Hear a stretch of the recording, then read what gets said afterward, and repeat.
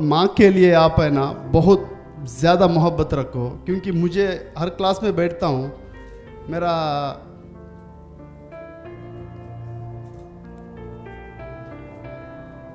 कब क्लास ख़त्म होता है बल्कि मैं इंतज़ार करता हूँ उनसे बात करने के लिए।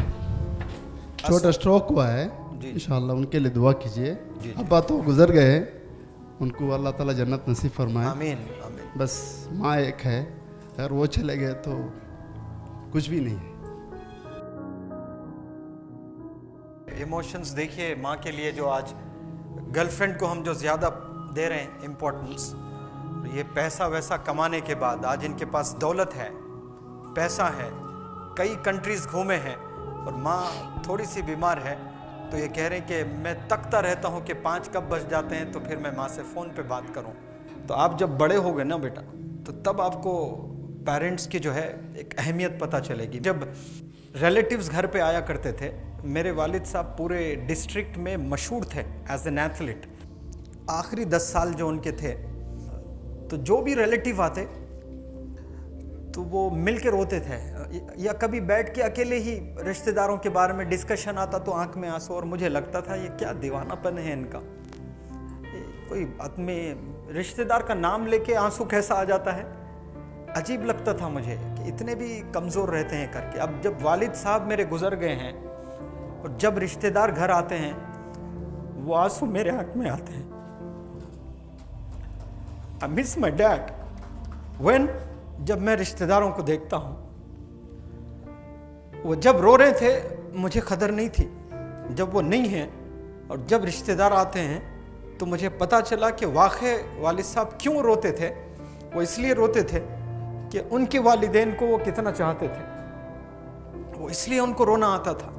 आज जो मुझे आता है इसलिए वो वालिद साहब को भी आता था, क्योंकि वो अपने वालिदैन को बहुत मिस किया करते थे।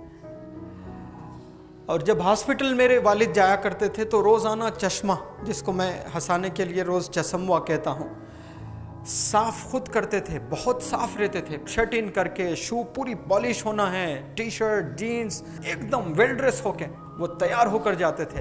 अपना जो स्पेक्टिकल्स है वो साफ़ करके जाते थे, लेकिन जाते वक्त में वो अपनी माँ को देते थे और वो अपने पल्लू से चश्मे को जो है साफ़ करके दें, वो लाइसेंस है बाहर निकलने का, तो वो लगा के फिर बाहर जाना। एक दफ़ा जल्दी में गए तो वालिद साहब कह रहे थे कि बहुत बेचैनी हुई, पूरे 8 घंटा में जो ड्यूटी कर रहा था बहुत बेचैनी हुई, क्योंकि मैं आज मेरी माँ की दुआ लेकर नहीं निकला घर के बाहर।